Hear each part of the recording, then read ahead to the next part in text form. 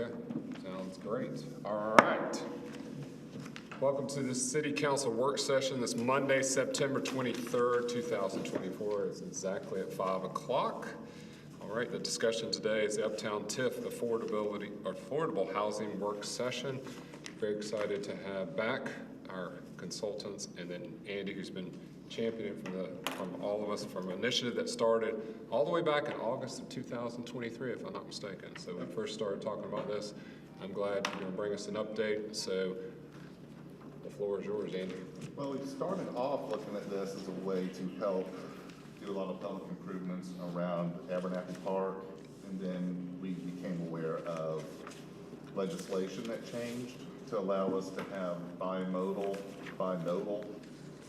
Anyway, you can have, the TIF district could be in different areas of the city. They didn't have to be contiguous, and they allowed for affordable housing. So we started going down that route instead, and it started gaining a lot of momentum. And we did a lot of research on it. We put it on hold while the land use discussion was taking place, and then it's back at you now because that decision was made. There are a lot of things we had to wait on in order to advance the conversation. And I have to involve the county and the school district as well. And we've had meetings with them. I can tell you those have been very positive.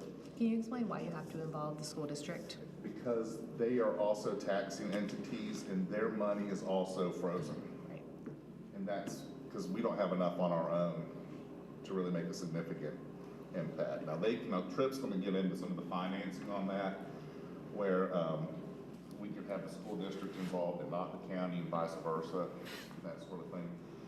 But we've had some questions over the year that we were trying to find answers to. How do you keep affordable housing affordable in perpetuity? We found the answer to that.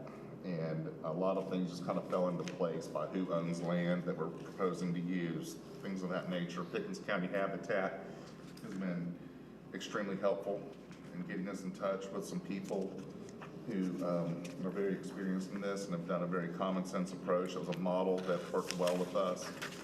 Clemson University has also been very supportive of this as well. But I'm going to let Tripp come up now and kind of go through what we have here is our first draft of a TIF plan. And we've got an FAQ in here. This is, and after we met with the school board, I thought these FAQs, Tripp wrote them, but I mean, it was exactly like he was reading my diary. These are the questions they all have. And then we have a couple of maps here in the back, along with your schedule for having the TIF approved. Now, you are going to hear first reading on October 7th. That starts the clock. That means the county and the school board have 45 days from that point to object to it. They don't have to adopt it. They just have to object. But we've been to them in the front end and have been providing them information. And I invited Claiborne here tonight. She said she was going to try to come. But go ahead, Tripp. Right. Turn my phone on Do Not Disturb because inevitably it'll ring. Can you do that, Sean? Thank you. Well, good evening, Mayor and Council. So I can't tell you what a pleasure it is to be here this evening. I know your time is valuable. I want to do my best to answer as many questions as you have. The TIF plan itself makes for great late night reading if you have insomnia.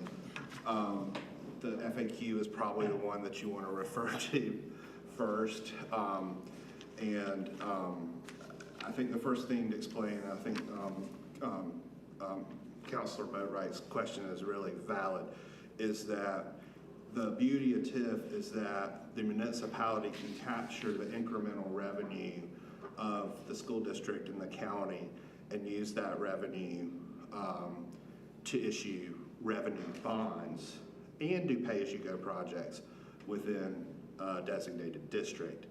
And as the city administrator said earlier, what was important, when we first started talking about this, the legislation was hot off the press that the General Assembly kind of in one fell swoop recognized they had we have a housing crisis nationally and in the state.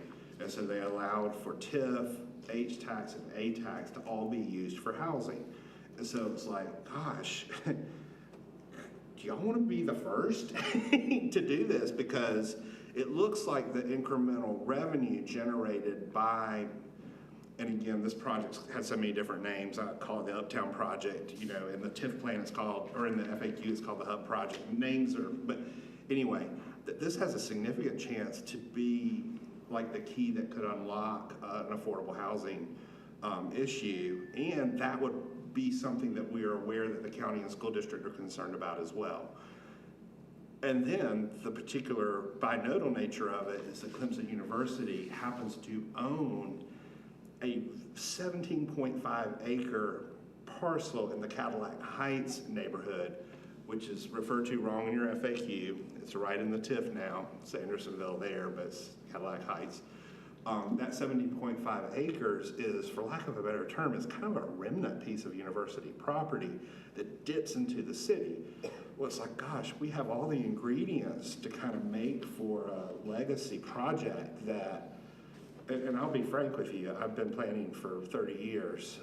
This is one that, if successful, I will be talking to my grandchildren about, because I don't believe I've ever seen a city, a county, a school district, and a university have aligned goals in such a similar way to provide workforce attainable housing.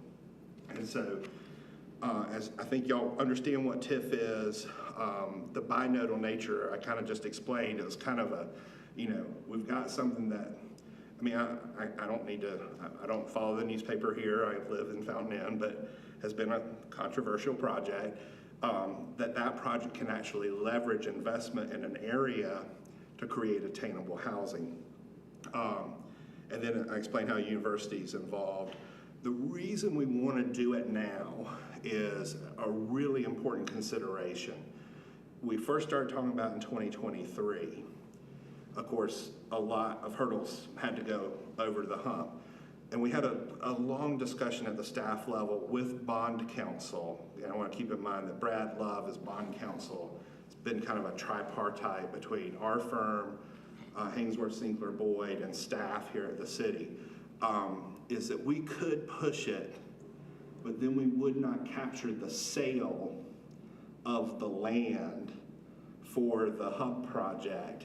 And by not doing that, we would miss the chance to issue the first mini debt that triggers the TIF, because you would have to wait until construction is finished, and that could be 3 to 4 years before we would have an increment significant enough to issue debt.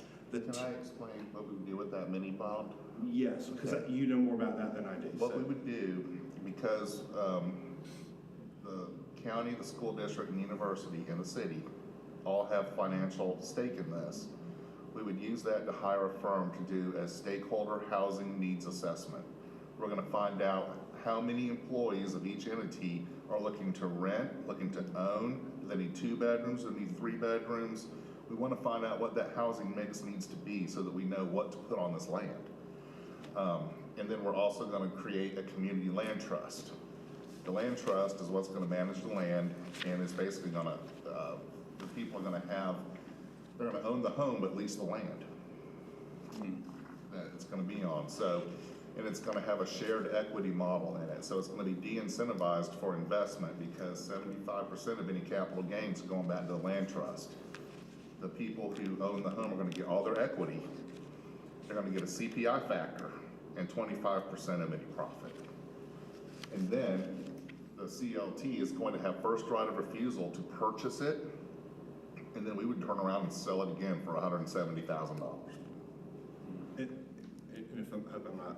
No, you're right. And so from a statute standpoint, the threshold, and I like using the term attainable housing because affordable housing gets cloudy, you know. But the statute is very specific, and that is 80% of AMI. And so the reason for that study that's important is not just identifying how many families or households, probably the more correct term, how many households would be impacted at the school district, the county, the university, and the city level. We need to know household size as well. and then the 80% AMI, because that varies based on household size. And so when you look at 80% AMI, that's a really good, pretty high number. And so we are hit, just to give you an example, this was at our informal kind of first brush staff powwow the other day, 2 weeks ago, I guess, where it was like, yeah, that's an entry-level teacher who doesn't have a master's degree.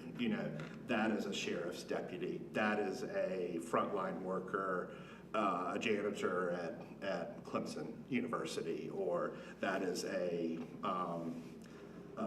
public works employee of the city.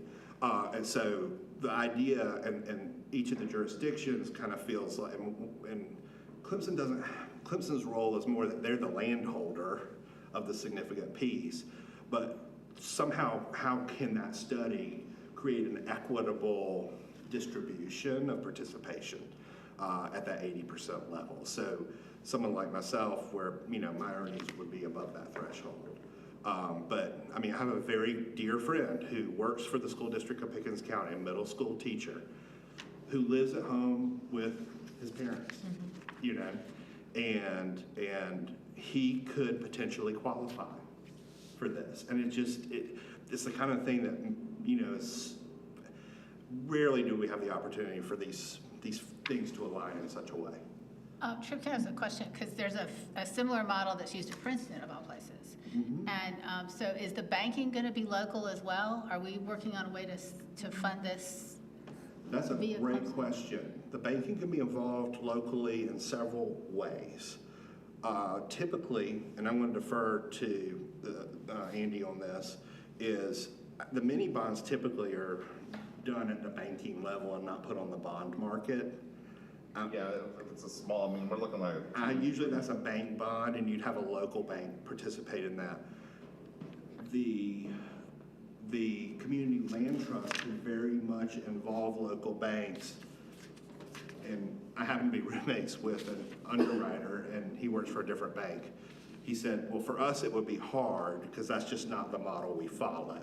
He said, but his answer to me, because I'm asking him this kind of stuff, Right. and then I'm doing my own research on the CLT piece, which I've been a fan of for years, is that a bank that's community-minded would probably very much welcome that, even if it's taking a second position.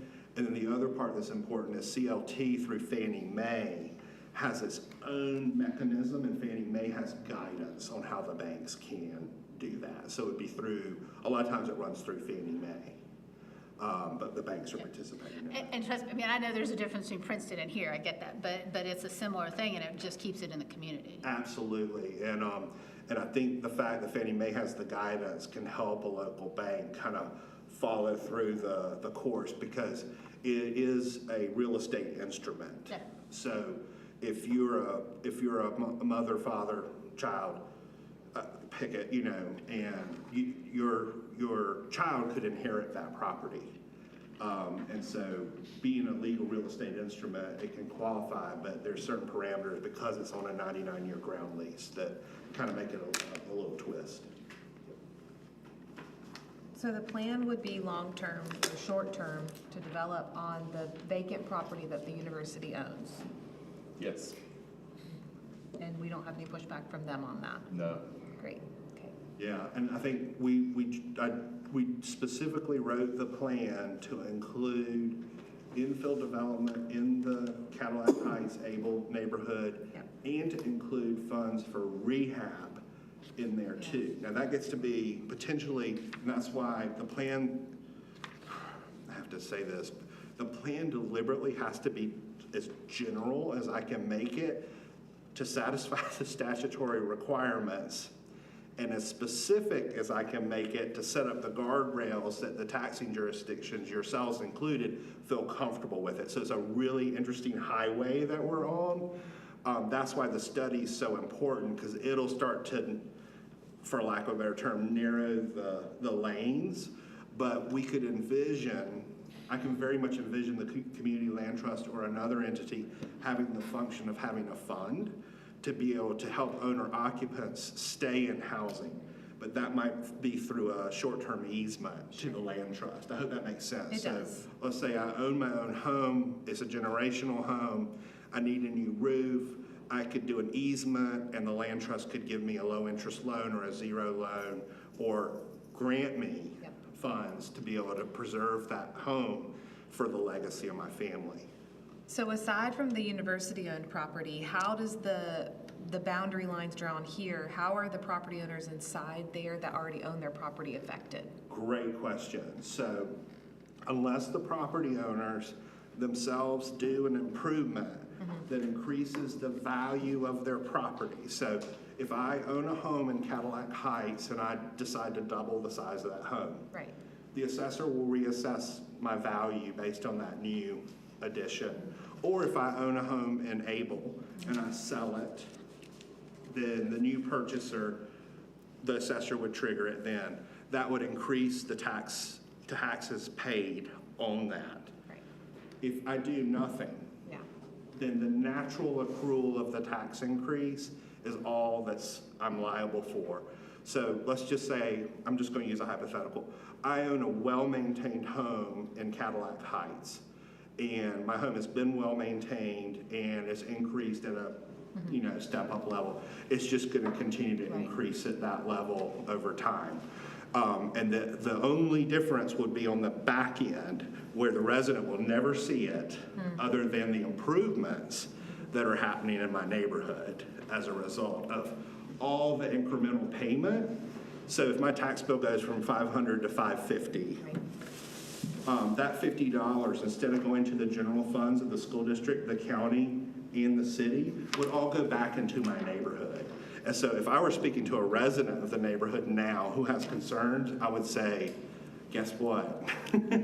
Any increase in value doesn't go to improve something way across Right. town. Sure. It goes right back into your neighborhood. Last question, and this might be for you or for Nathan. If there is development proposed inside here, they continue on with their project and it follows that same path of the improvements go back to where they are?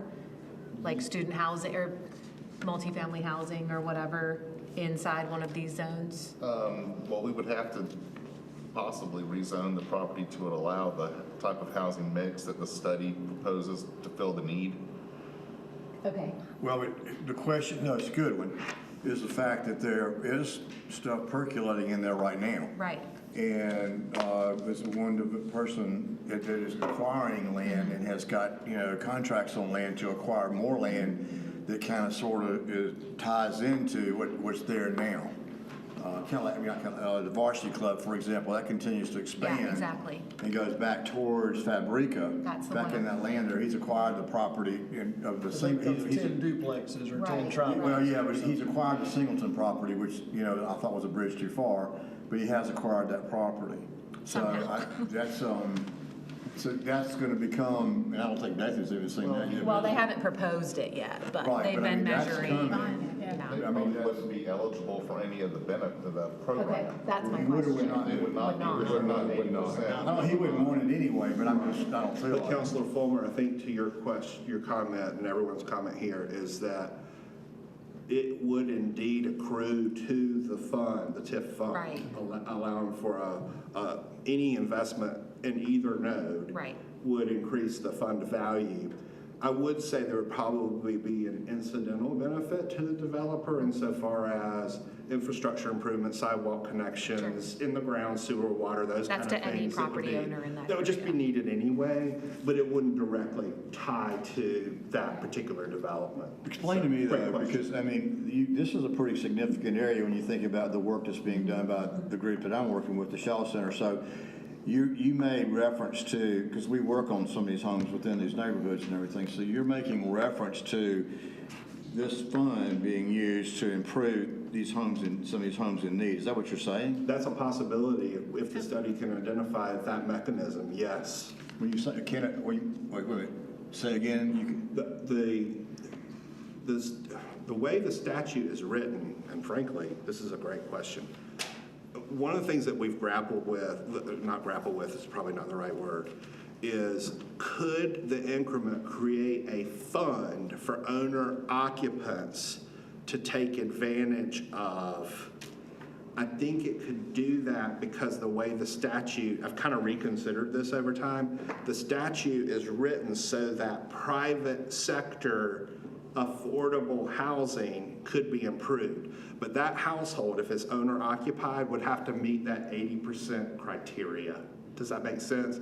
And so if I am, let's say my household earns 110% of the median household income and I live on Fabrica Street and I want to do an improvement, it's unlikely I would be able to use TIF funds to do improvements on my own private property. I hope that makes sense. Most of them we're seeing right now would not, they certainly would not meet that bar. Correct. So. Correct. I'm sure An that- assessment of the district shows that our household income in the Cadillac Heights Able neighborhood is hanging in that 80% AMI category. I guess I worry, like, how that AMI is affected by multifamily student-based housing being going in there. Does it Adjacent to it.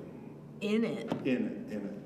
And that's an interesting one, which is one that I would feel certain that, and this goes back to the time is of the essence issue, is that I would much rather have that housing study completed so that policy at the end of the day, y'all are the arbiters. Once the financial mechanism is set into place, I wouldn't want to wait 4 years to be able to have that study completed, 3 to 4 years to have that study completed, in case from a policy standpoint, y'all want to make sure from a zoning standpoint that you're kind of saying, and I'll go back to a project I worked on years ago in Sterling and Greenville, where we're like, this is the line, for lack of a better term, and this is the line beyond which we're not going to have creep, from certain kind of multifamily uses in. Now, that's not to say within that area we didn't have multifamily designated. It's just saying that what was happening with downtown Greenville was, for lack of a better word, gentrification into the neighborhood. We said beyond this line, this is the demarcation. So this would be us drawing that line, I Now, guess. I think having the increment passed now would give you a chance to have that study completed. Which would- to be able to give you the policy tools necessary to kind of figure out, all right, but we kind of reached that. My only concern is if you look at the western portion of Cadillac Heights, and while you've got it in there, that's the western portion, kind of back. It is. That portion is going to skew that AMI. When I say that, it's going to make it higher than it should be if you look at the other side of that, which is where I'm looking at, as far as the houses that need to work. So I agree. It's not the AMI within that district, is it? It's the cities. The AMI, yes, the AMI, you're asking an even more interesting question. The AMI doesn't have to be based on the city, it can be based on the metro. Oh, interesting. So my advice would, and again, the housing study would go into, look, I don't write these kind of, I participate, but I don't write all these kind of studies. If I'm the author of the study, I'm coming back to you as a body and picking the highest one. Okay, so we basically. set that standard based on, okay. Yeah, or depending on the direction you as an elected body say, I may pick the lower one. Sure. Just because I want to make sure I'm hitting a threat. You see what I'm saying? It's a matter of inclusivity, whether you want to include higher income thresholds or not. The statutory definition is a little murky as to what geography you tie the AMI to. Yeah. But you want to set it high because Right, you 'cause can then go, more you can allow lower AMI, Correct. but you can't allow higher AMI. So you That's want to right. set it as high as you can. Right. I understand that, but again, I just wanted to disqualify the folks that I'm talking about. Absolutely, Right. yeah, and you wouldn't, think that's whatever what the he's saying. AMI is, it's from there to, Yeah, but we don't base it on the neighborhood itself. We base it on either the city, the metro, or some other benchmark.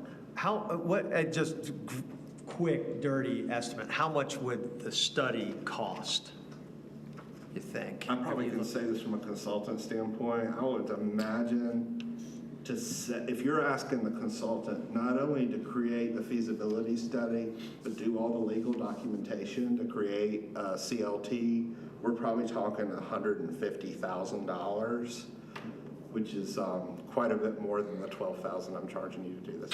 But it's also, Good plug, it's also a good bit less than is generated by the land value sale alone. Right. So the first land value sale would actually generate enough money, not only to hire the consultant and do it, but probably do some preliminary interventions as far as cleaning up sidewalks and doing some basic, Yeah, Abel Road would need some shoring up on. right, just some for basic construction. shoring up in the meantime to get things ready. Could also deal with the preliminary design plans and, even grading and things like that, over time. The only other question, I'm sorry, John, the only other question I have is, so one of the national problems, of course, is companies buying single-family homes. Under this, because we, the university would own the land, is there permission or yes? You could write that out. That's the part I love, is that because, and Andy, you had the conference call the other day that I could not make with the expert for Habitat for Humanity. I'm just enough to be dangerous on it. But that's what I love about CLT. I'm gonna take a deep sigh here. And the reason I'm taking a deep sigh on CLT is in my career, I've been pushing this for 15 years and I haven't been successful yet. The reason I like CLT is that we have, as a country, we've continued to pump money, CDBG grants and improvement grants, only to have people take advantage of those in a negative way. So what we have is we're actually putting money, we're genuinely helping people, but there are bad actors. The beauty of a CLT is that that underpinning of that 99-year land lease and the tripartite arrangement having government, neighborhood residents, and those who live in CLT housing is magical. Because what it does is it says, you've lived in this neighborhood for generations, you have a voice. You're the governing body, you have a voice. You own a house on CLT land, you have a voice. And we're gonna set the parameters together on what's allowed and not allowed in the CLT. So, yes, I just wanted to, we spend the time in this district real quickly because you referenced the hub through the document, but you reference Uptown on the map, So if you think Uptown for your district, you have 2 properties, you cross College Avenue, and there's another development too. So just from a base financing district, for lack of a better word, we're constraining this to the hub, or is it something you'd want to maybe grow? There's a map.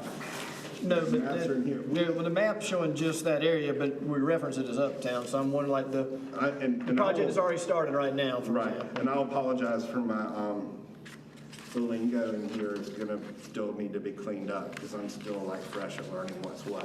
It So went we from would jump right Uptown to Clemson Next to the hub.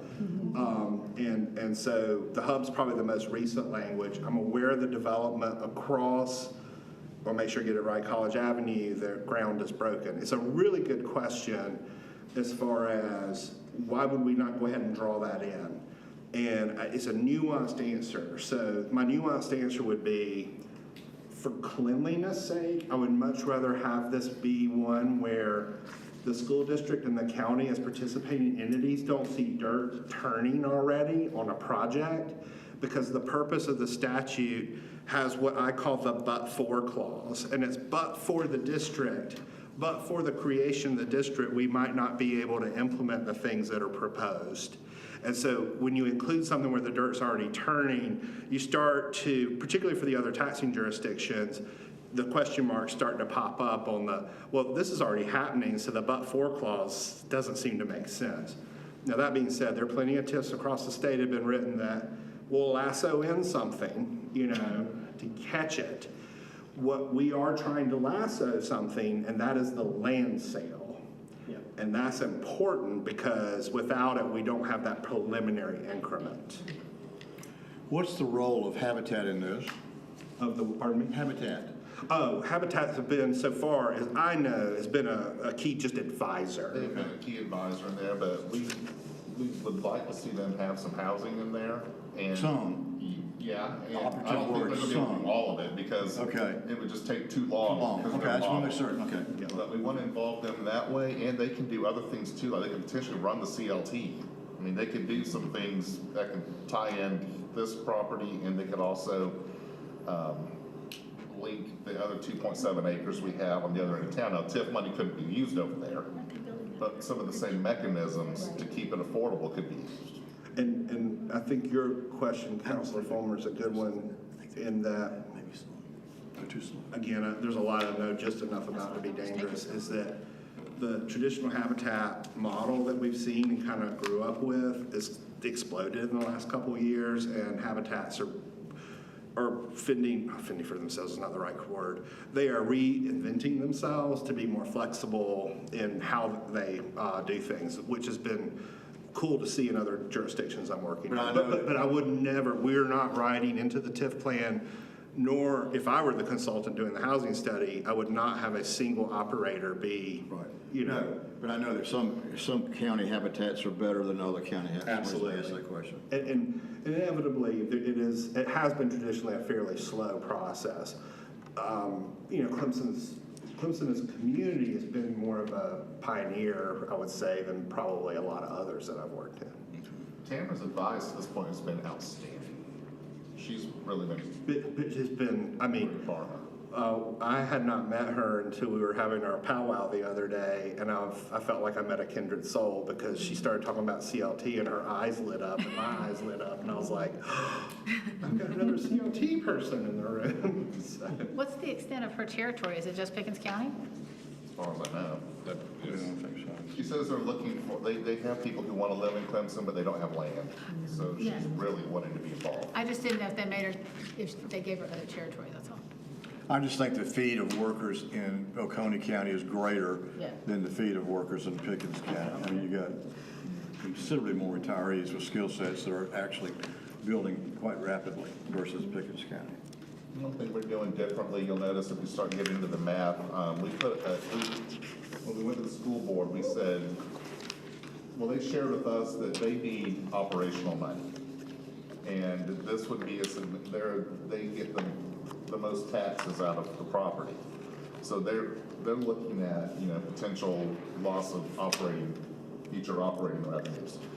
So what we did was we capped their contribution to be equal to what the city's is. That way, they're still putting into the TIF, getting access to numbers of units, but they're also generating more operating revenue as well. And that was very well received by them. And thankfully, another oh my gosh moment here is that proposal was one that came before your upcoming first reading. Normally, those negotiations happen in the intermediary period after first reading and before second reading. And so, look, I'm just going to tell you, as the writer of the TIF plan, it's so nice to not have to rewrite the TIF plan once you engage in the other jurisdictions' negotiations. So I'd much rather have it accounted for at the get-go than have to, and we certainly have the luxury of doing that. So if there's additional tweaking that needs to be done between first and second reading, if it doesn't materially change the TIF, we can change those parameters. I got a question, actually, well, several questions, but the first one, if you look to the west, the most western portion of this map, I mean, it's right there, it stops at an area that, quite frankly, if you look at Cadillac Heights and A Bell, it should be equally included. And that's back behind Excel, back up in there. But I'm not suggesting, I don't know what I'm suggesting here, I'm just throwing that out there because those neighborhoods are in the same situation as some of these other neighborhoods. So like, how were the map lines drawn? Yeah, how were the map lines drawn? Well, yeah. Great question. They were drawn by doing a driving tour of the area and through kind of back and forth with staff on what the neighborhood definitions were. And so I will speak candidly here. I believe if you look at the westward piece of the Cadillac Abel Heights section, that is a creek that runs through that back end. And so that looked like a natural barrier. And then the railroad seemed like another natural barrier. On the Abel side, the road network seemed to be the natural barrier because boundary is probably the better word. because of the adjacent neighborhoods having different characters. You got ABL correct, and I'm not saying you don't have Cadillac Heights correct, but as far as since you have gone that far west, Consider jumping the creek and going. well, I can't, if that's what that is, but I just know that It's back a in that, creek. behind that Excel, It's a there's. creek. Yeah, behind the You credit almost run over there where you turn in to go to New. Well, you got Shaw Street, you got Right there, first you That- turn all that into That just there. seems like that is that area. Yeah, that's part of Calhoun, really, Yes. which really, Correct, because I used to live on Calhoun.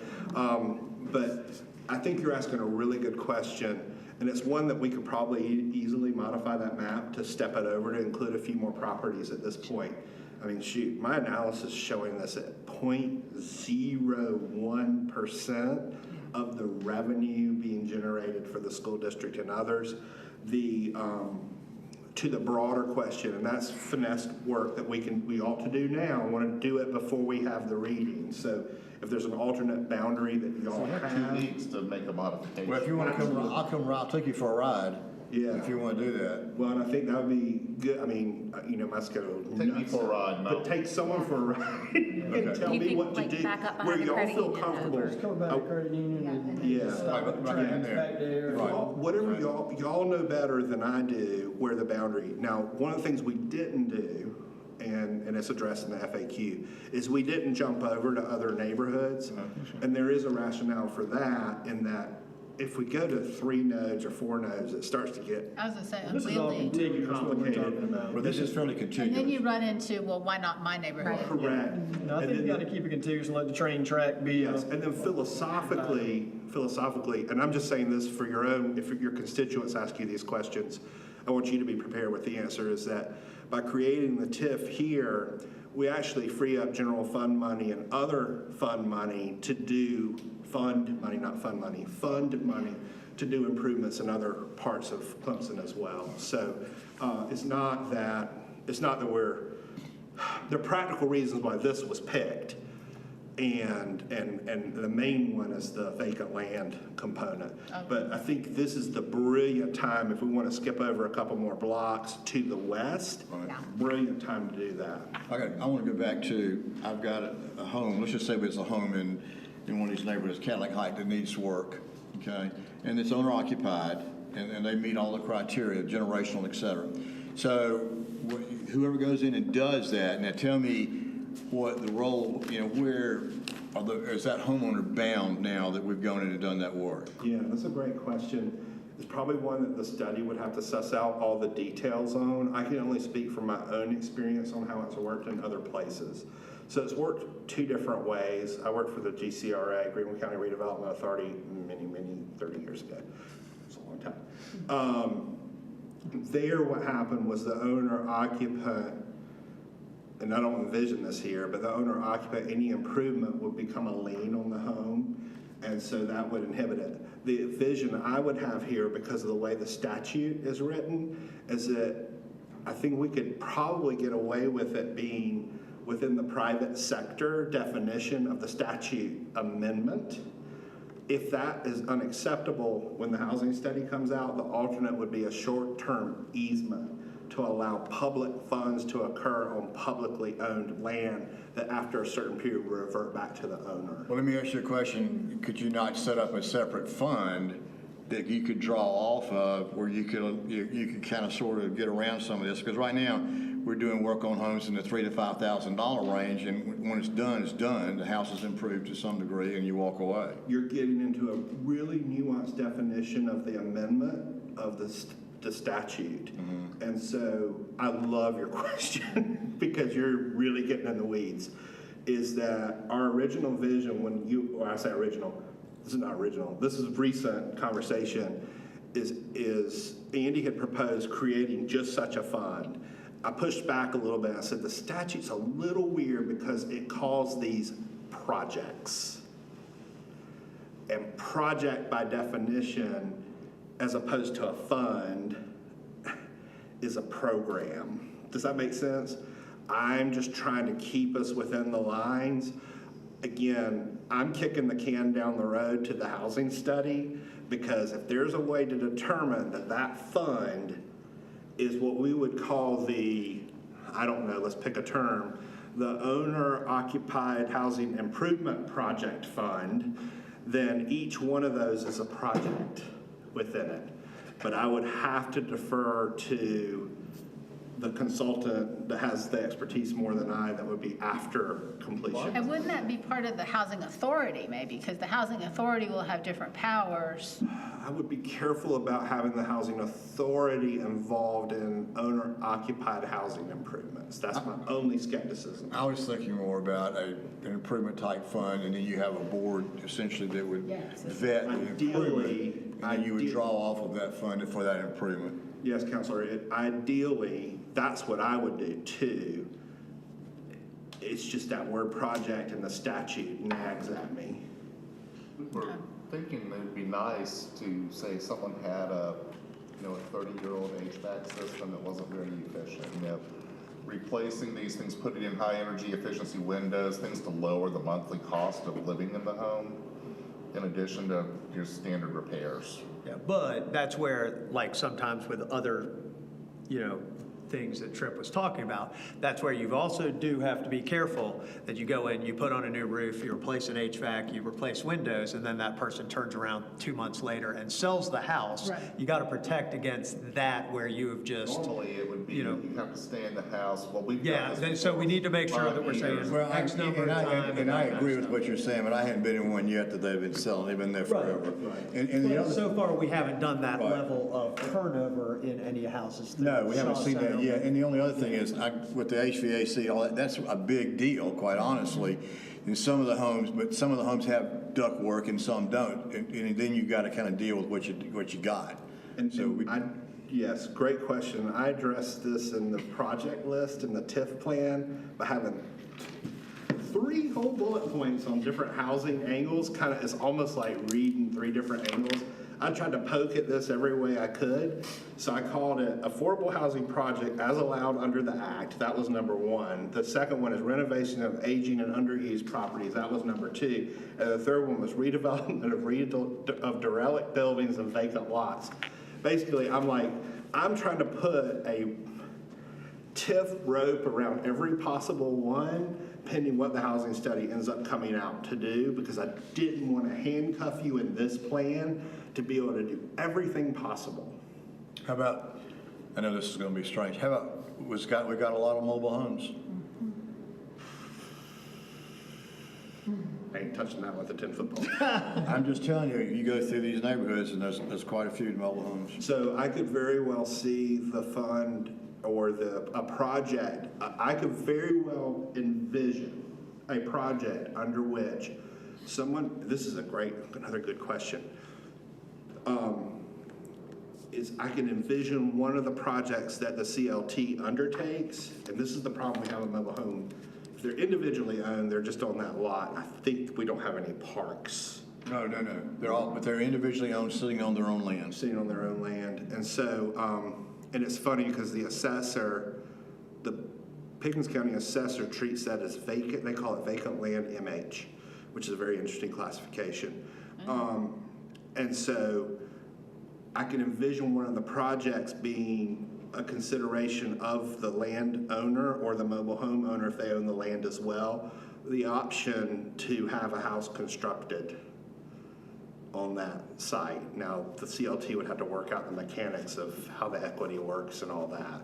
So you're really getting Well, I guess. That's what I wonder, because the mobile home on Yeah. It's not built just on the university's land. It can be any. No, I'm not talking about, I'm talking about it, I'm more focused on the homes and neighborhoods that exist than I am. And I was very particular in writing this so that we were not simply focusing on the 17.5 acres, that we were looking at scattered site improvement on owner-occupied and vacant lots and underused. That's why I did the whole 3 whole bullet points. They kind of read almost a little repetitive, but it's like, I just want to nibble all the way around where the statute sets us up. Y'all are asking really hard questions, but they're good. This is the kind of detail I like. And I hate to be the one that, when I say I keep kicking the can down the road, the TIF is a mechanical and a finance instrument. The housing study becomes your magic wand to kind of put this into play. And so in writing this, it sets up that financial instrument to allow the city to capture the school district and the county's incremental revenue. That's the magic of it. I mean, is there anything, because again, this is something that we've talked about, this is something that's a priority, that we've talked about and that kind of thing. Is there any scenario, because let's say the TIF doesn't work out, we should still be trying to do this through some other mechanism, right?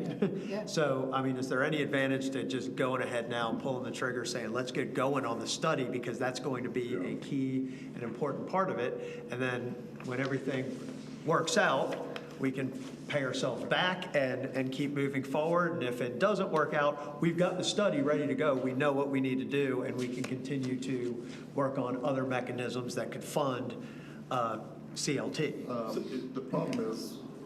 Or is there something in the law that we have to- For the city, but, there's a 45-day window for the county and the school district to object, and I don't want to get involved before they've had the opportunity to say that. And I think politically, I think it might be. But I mean, the I'm just saying that the study itself, we should do it, at some point, if we're serious about it, we should do Yeah, it to your anyway. point, let's just go through this process, and if they did object, then we just do it anyway. Yeah, I think, Counselor, I think the time frame we're on, I mean, literally, we're at the end of September, so we're talking 12 weeks. I mean, y'all wouldn't be able to do the RFP and get the, and then the factor is the scope of that study would vary depending on whether the tax increment financing district passes or not, and then what kind of fund, so that you're writing you could probably start to gear up and begin to do the research on who are the right firms to do it, and then be ready to pull the trigger at the point that you're ready to issue that bond after the first We have 3 years. $50,000 budgeted for an affordable housing study in this year's budget. And that's where, John, you're right, that if we get in this study, you can go. I think it's good if we just start doing the background research and have How it much- lined up and ready to go. How much risk is there in this not happening? I've been doing this kind of planning for a long time. Mayor and council, I'm going to say to you in all candor, it sits in front of you. The indicators that I'm getting from discussions with the school board and the county, they're ready to go. Shivers go down my spine when I stand before you tonight. I think you have a singular opportunity to do something that will last generations in this city, in this county, and this state. You will also be able to send this to the university and to the General Assembly and say, look, I don't agree with a lot of what they do down there, but you can send it back to them and say, look what we did with the gift that you gave us with this amendment. And you can look at square in the eye, the teacher, the firefighter, the EMS worker, that frontline employee, and say, we did something to address a critical problem. Significant, and again, I don't think, and we'd be leading the way right now on doing this. There are 2 other municipalities in the state currently using this. If y'all get it done this year, I haven't confirmed with Brad at Haynesworth Sinclair Boyd where they are in the process, but I believe Clemson would be number 1. And as a graduate of the university and a fan of working with you all, I would like for you to be number 1. So you're saying it's in our hands? It's in your hands. Okay. We saw the presentation that what Hilton Head had done with the ATAX side of the Yeah. house, and that was And that really makes impressive. sense for them because of the radical amount of A that they generate. The TIF here is this chance to transform a project that's been controversial into one that can really create a lot of good. And the fact that it really rests with that ad valorem tax capture is a whole lot better because y'all do good on A, but this one's really juicy. I mean, we wouldn't, I mean, that would be like trying to, put out a forest fire with an eyedropper with our I don't know what your A revenue would be, and even your H right. is not that. both of those together. I mean, but we'd have to put all of that into. I think what makes this make it magical, significant. yeah, what makes this magical is that the school district of Pickens County, and I don't want to speak for them directly, but the indicators that we're getting, and that's why we started this whole conversation, was that we were aware the school district saw this problem as an issue for recruiting talent. And it was like, well, the General Assembly gave us 3 different avenues, and for the city of Clemson to have that enthusiasm with the other jurisdictions, the avenue for Clemson is a much more robust and clear one on the TIF than the other 2. Well, it is, yeah, schools and city employees, I mean, it's definitely an issue. Amen, yep. So what's the time frame if this goes according to plan for the study to be done and next big We would steps? start in January, Okay. meeting with Brad to do, well, this wouldn't be a bond like we just went through. This would be a much simpler Be a much simpler bank bond, probably. bank bond thing, we're just do RFPs for it. And then I told the county and school board and university that we would all get together and develop a scope for the study.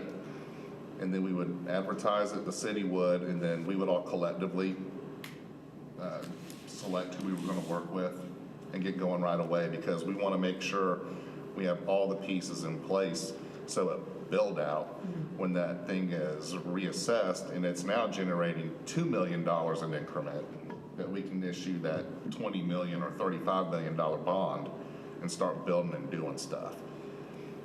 The other thing that needs to be said here is no risk is incurred whatsoever until you issue debt.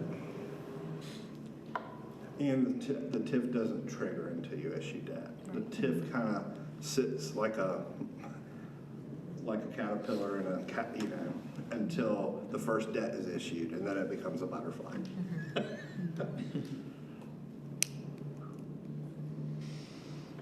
So you got 60 days between the first and second reading. That allows for a 45-day window, also allows for negotiation refinement based on what the other taxing jurisdictions and you yourselves say. Like map changes, like map changes. Are there concerns about scheduling the public hearing the same night as the second reading? Or We typically don't do that. Right. As a practice. We may be able to move that around. back a week or something? Yeah. And do a special call or something. Just thinking if there's questions or concerns we want to address between feedback and voting. And I have before had to, I can't remember where, but I remember one where it wasn't because of the public hearing, it was more, I had to do a set of revisions, and then there was another reading, there was some, it had to do with multiple jurisdictions. One jurisdiction had one opinion, I had to rewrite it for it, and then the other jurisdiction had another thing, I had to rewrite it for it. So it got to be kind of interesting, just because of the way the different bodies were meeting. Keep the vote on schedule, move the hearing, so. Maybe like before our second meeting in November? We should, So it'd be tight. I would, Thanksgiving. as, if we can compress the schedule. Well, thinking just have the votes, or the public hearing before the night of the vote, so that if there is feedback we need to take into account, we've got the time to do that, so. That's a good You're point. We were just saying, suggesting your Thanksgiving. move it to the 7th? Work around Thanksgiving, so that's where, Before Are Thanksgiving, you suggesting maybe to the 7th of November, the second? second meeting of November. you do have to have days with the notice, though. Yeah, you have to have enough days for Yeah, I think A's gonna be. So. We'll look into all that, but I mean, if it's special Yeah. called one-off or something. Yeah. we can do Yeah, that. just work I think the there's- math to make it work, to Right. have it earlier. This is 15 days between that November 7th. Awesome. I think a question I would probably have, and we can hit bond counsel up on that, is why we have to wait to send notice until November 1, which would allow us to push the whole thing back faster. Does that make sense? Yeah, it seems like there's another 23 days in October. Right. Yeah, can we? Yeah, it looks like we've got a window. We can certainly follow up with bond counsel on that. And so that's the weird part that, so Brad Love at Hainsworth is involved in this, and it's a tripartite thing. So I write the plan, he reviews it, he does the schedule, because my brain doesn't work that way, and then he drafts your ordinance for you. And so there's always this interplay between your staff, Brad, and myself, as far as how we're, literally like Brad sent he sent all of his red markers up when I got here today. Got here about 3:45. Yeah. And I was like, okay, accept, because he was going through he's a lawyer, so he was going through getting all the parodies. Pigs get fat, hogs get slaughtered, but I'm gonna go for it anyway. So you cross 93, okay? So what's to keep you from crossing 123? And the reason I say that is you're splitting, by moving over behind Excel, you're splitting Calhoun, what we call the Calhoun district. And so, because All the way to Golden College View, Ave? that Golden View Church and that little group of homes right behind that, really, so truthfully, is part of that across the street. And I will tell you, I was using this migrated. I think my first iteration of it with staff was to stick strictly with not even crossing over into Abel. Is to stick on that side of 93. Just keep in mind, y'all know things that I don't know, so a lot of things I don't know. And I saw your reaction. You know, a lot of things I don't know.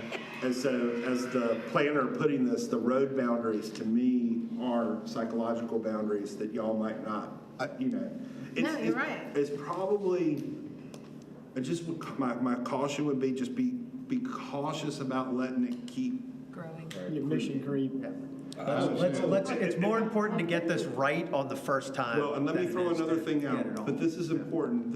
You did raise a very, very, very important consideration. And I would be absolutely remiss if I did not tell you this, is that you are allowed, once you create this district as the governing body, to have a one reading finding of fact to allow for the funds to go outside of the district at any point during the duration of the TIF. So if we do not get that boundary precisely right, and you determine at some point, for whatever reason, y'all have to find the fact that we need to include XYZ because of ABC, you all can amend that boundary. You do not have to go back to the process. You do not have to go back to the jurisdictions. You're simply saying that over the course of implementing this, we have discovered that we need to do an improvement on XY in order to benefit the district. So we want to get it as right as possible, but we have that luxury of being able to do the finding of fact. In order to do that, though, I guess the question, because you keep raising that issue about the different houses, when we decide which communities, how we talk to the community, because how we define Abel and how we define Cadillac may not necessarily be what we say it is, so to speak, but the people who live there can tell you the boundaries for certain, more than likely, but to get the input, so we do have the mapping correct, because to your point, you're right, when you cross over to Golden View, those are areas that they consider part of the community. And so if you say, because you just use the term Cadillac Heights, everyone who believes they live in Cadillac Heights is going to think that this involves them. But if we've not communicated with them, then we leave some parts out, and the same with Abel. So You can tell you one step further. so I think so those are the questions, I think, as we go around and drive, but are we communicating with the community to understand exactly what that And is? Counselor, you're bringing up a really good point, and this all boils down to, and this is something I've dealt with a lot in my career, is it may be easier for us to not call it by the names of the neighborhood and call it the Eastern and Western. And that way we do not get into that discussion, because I know full well, having worked in neighborhoods all my career, you can really rub somebody the wrong way by saying you're in XYZ neighborhood when they do not consider themselves in that. Well, I mean, But I think where that's I a was gonna great go with Calhoun, you got that bridge, that walkway across 123 was put there for a reason. And because those neighborhoods They connect. That's one neighborhood. That's one neighborhood. I mean, Right. that's what I'm saying. They connect. So it's one neighborhood. It's not All separate. this is So now the another. slope gets real slippery because you're right up against Vista. It just keeps going. So that can be That's the problem. It's important to get this right, and remember, this is not an endless bucket of money. Right. That, again, we're gonna diminish what we're trying to accomplish potentially, and we've gotta be careful about that. So I think we set boundaries that we're comfortable with, and then if we decide and as things become more clear, as we continue down the path, we can take the opportunity to do that one-time deal. So I think it's really, really, really important that let's not have our eyes get too big too fast Well, on some of and- those. and- But my view on that, I would feel much more comfortable sticking with as generic a names as we can stick with. Yeah. Agreed. And then that way we don't open up that can of worms. But I also am very comfortable with getting a list of parcels that you all feel like need to be included for practical sake, so that we create a boundary that addresses critical, not every area of need in Clemson, but critical contiguous area that makes logical sense for you all as the elected body. It Well, still as has part of the- buy-in from the school and the county. But we're not- Not only people as you keep growing this. with these neighborhoods we're expanding, the money, in my view, the big money is gonna be spent Well, on so- that 17 acres, because that's where you're gonna have all the new construction, infrastructure, everything else going in. All these other neighborhoods are gonna be where we're gonna be spending money on repairs. Right. And so, we're not talking about, I don't think you're spending massive amounts of money in these other neighborhoods. You are setting yourself up to have the ability to do the work that needs to be done in those neighborhoods. And I could, Again, there's an important balance that we gotta strike, and again, I the got that. studies and everything are going to be important to, and as we keep go in forward. mind too, that the housing study and the community land trust scope and boundary does not need to be contiguous with this. Again, this is a financing mechanism. So the CLT could very well operate that fund and simply say, this one's within the boundary of the TIF. Ergo, we can draw down the TIF funds to do that improvement.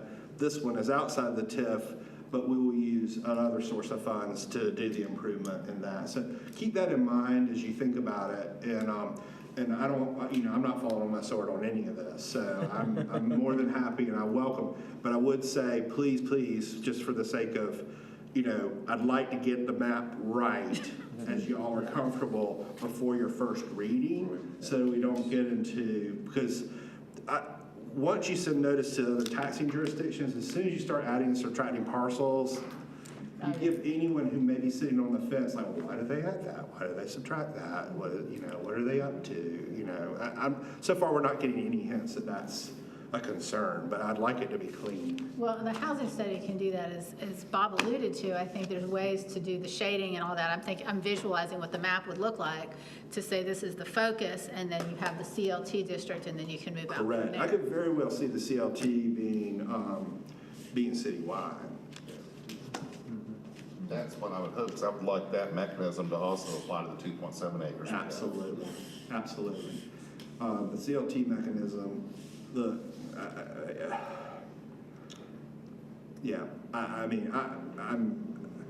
That's the key. that's the key. I mean, that's the fascinating part to me. Of course, I'll be watching, and maybe I'll get to join the team that wins. I don't know, but I know we don't. This is uncharted waters. There's two CLTs functioning in South Carolina right now. If y'all want to do any research on CLT, there's a very successful one in Chapel Hill.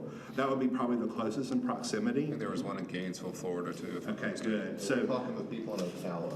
yes. Or right outside of, yeah. Yeah, the Gainesville. reason I like Chapel Hill and Gainesville and, is that they have that same university pressure. And so their CLTs are written for the exact same reason that y'all are creating one. Other questions for Trip? I know he's got to go to Alabama, so we can let him know. Appreciate all the time, appreciate you sticking with us. I'm honored to be here, Mayor and Council. I look forward to your Thank you so deliberation. much. I look forward to your feedback through Andy, and we'll get those maps modified ASAP, get the names revised, and get something back to you. Awesome, thank you. Thank you. Unless we have anything else, we're adjourned.